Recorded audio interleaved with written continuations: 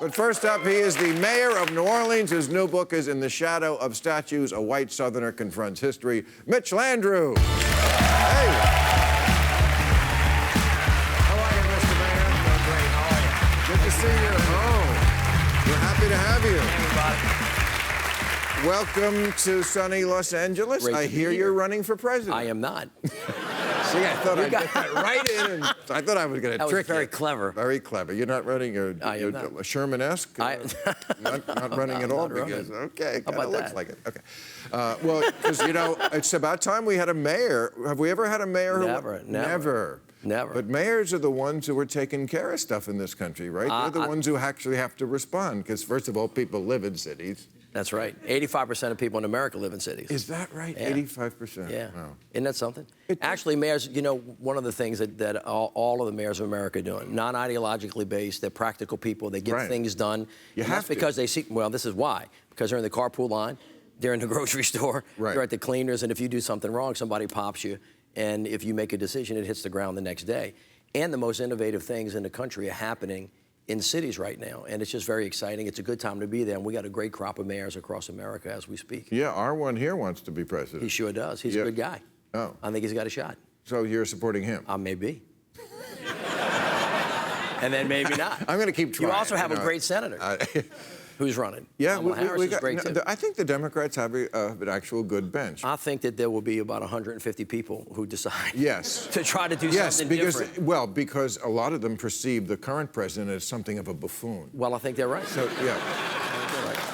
I think the country feels, I mean, right now, obviously, the president thinks that governing in chaos is a great strategy. Right. I don't think the rest of America thinks that it's a great strategy. Right.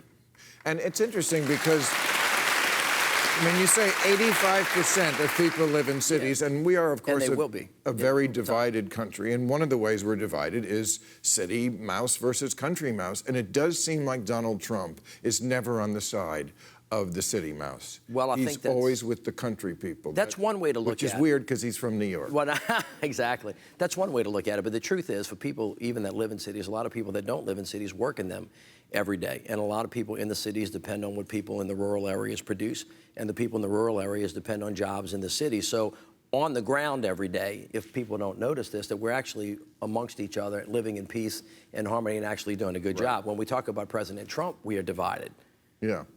Now, he's going after sanctuary cities. Correct. What is New Orleans' status there? What is your position on Well, interestingly enough, sanctuary cities was a term coined by the church. Don't jump out of your seat.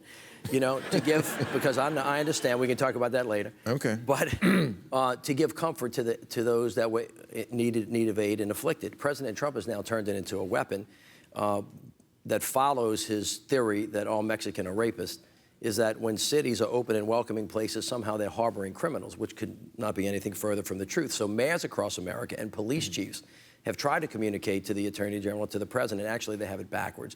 See, when a police officer shows up at a rape victim's house, and the first thing they ask him is not how are you, but like, what is your immigration status? Generally, what happens is the rapist goes free. And so what mayors across America are saying, which is that our number one priority is to protect people, irrespective of their immigration status. And so what we need to do is we have to fight criminals where they are and not get confused that because people are not from here, that they might be more prone to crime than anywhere else. And of course, it follows right into the entire gun violence issue that we're having in America, which is catastrophic for us all. And mayors in America are saying, we know how to protect the streets of America. We need police officers that are properly trained. We need police officers that understand community policing. Are they? I'm sorry? Because are police officers properly trained? Because we had another... I said we need police officers who are properly trained. I know, and I'm asking if they are. Because we saw in Sacramento here... Just the other day. Yeah. That was a terrible episode. A terrible episode that we've seen many times before. Correct. And I just want to know what you think about, is the approach of the police correct to begin with?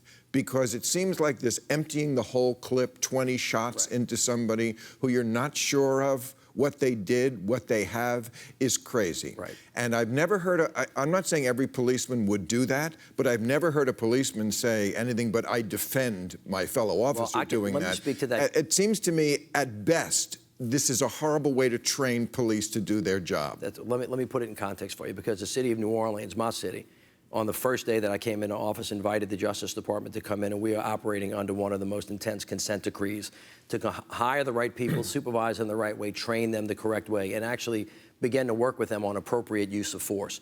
Everybody knows, we don't have to say this, most police officers are really good folks that try to do the right thing. There are police officers that have been poorly hired and poorly trained, and we're retraining our police departments as we speak. So, for example, in New Orleans now, every one of our police officers has a body camera on them. When there is a police-involved shooting, as soon as that happens, the scene gets shut down.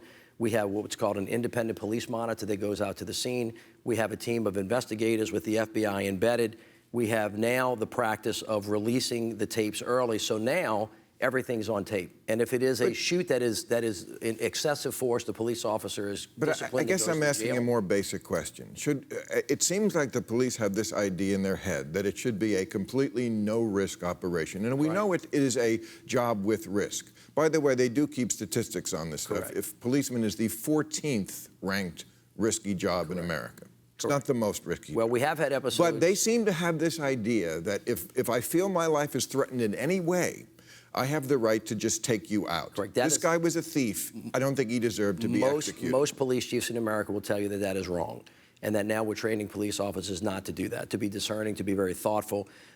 We have had a lot of episodes where police officers have been killed as well, and so it's a really tough balance. But in New Orleans, I think you're doing it in Los Angeles. There are a number of other cities that I can't remember that are under consent decree, where we're retraining our officers to make sure that they understand exactly when force is necessary and when it's not. And now there are consequences to that. And so they're getting better. We have a long way to go. Okay. The issue in Sacramento will play itself out. We will investigate that, find out what the circumstances are, and hopefully they'll make the right determination about it. All right, so let's talk about guns now. Yeah. Because that's certainly, I mean, when you're a policeman in this country, you have to figure that into the equation. You have to be worried about it every day. Right. And tomorrow is the big march that came out of the Parkland shooting. Where are you? Now, I've been critical of Democrats for always starting the argument with, well, I'm a big supporter of the Second Amendment. Well, I'll end it there. You are? No, let me articulate it for you first, because I'm from the South. All right, first of all, I'm a lawyer. I believe in the Constitution. Written throughout the Constitution is a tension between giving people's rights, but we always forget that there's always a responsibility that attaches to that. And you can be for the Second Amendment. In other words, you can acknowledge an individual's right to own a gun, to hunt, and to protect themselves, but you can also be in favor of thoughtful, responsible gun ownership. I'll give you a phrase that I think everybody in America has got to agree with. Not every American needs any kind of gun at any time to do whatever they want.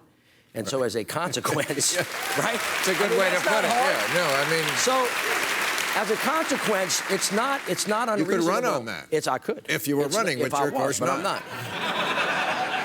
It is not unreasonable, and it's not an unreasonable restriction on the Second Amendment right to have universal background checks, or to outlaw weapons of war, or to have waiting periods, or to outlaw bump stocks. That's not unreasonable. As a matter of fact, the NRA used to kind of hang around that area. Now they've gone to the extreme. But let me just give you a number. This will shock you, but it's true. You can test it. Since 1980, less than 38 years in this country, 630,000 American citizens have been killed on the streets of America. On the streets? On the streets of America. That doesn't include suicide? Well, no, it does as well, but that's in homes. Okay, so with gun violence, that's more people than soldiers that have been killed in all the wars of the 20th century. So when people say something really simple that they want you to accept, like guns don't kill people, you just have to stop there and say, well, no, actually they do.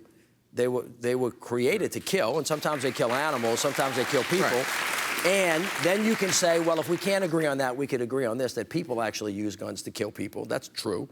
But you can't say that guns don't kill. And I think reasonable gun restrictions make a lot of sense. And I think if you poll it, if Congress really cared about this, most of the people in America believe in people having a right to own gun, but demand responsible gun ownership. And it seems to me that we can get there. And these kids are going to demonstrate to us once again what we adults ought to be thinking about as we go forward. Okay, last question, and then I'll let you go. Your book is about taking down the statues, the Confederate statues in your city. I know you took a lot of heat from certain factions. I did. What has been the upshot? And if say a mayor did that and was running for president? Let's just say. Or not. How? No, not you. I'm saying not me. Hypothetical.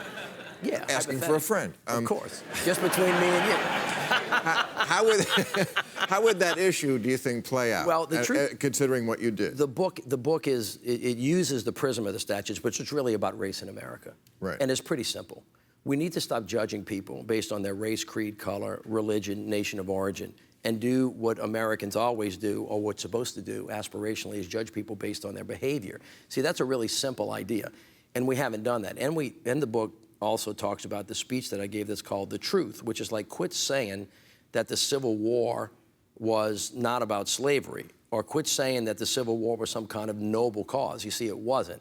The Civil War was fought to destroy the United States of America, not to put it back together. It was fought over the cause of slavery. Right. And for some reason, we have a difficult time dealing with that issue. So when somebody says something like, I want to make America great again, it's the comma again that causes a problem for people. And if you listen to African Americans, 60% of which run the city of New Orleans, they say that again thing really bothers me. See, that's a dog whistle about where we want to go back to. When do we want to go back to it? Where were you back in 1950 and how was it for you? Yeah. Wasn't great for everybody. Right. And so that notion of racial reconciliation is critically important, but essentially it spans across the issue of immigration, guns and violence. I mean, everything that you talk about, who lives in cities and who doesn't. Let's not go to the urban center. Can you hear it? Yes. Okay, good. You heard that dog whistle. We've been hearing it And so for the years, issue was to confront the issue of race in America, because we are a nation that believes that everybody ought to have a shot. All right. I think you ought to have a shot. You ought to have a shot. I think you'd make a fantastic non-candidate, but you do what you want to do. Mayor Mitch Landrieu. Thank you, Mr. Mayor.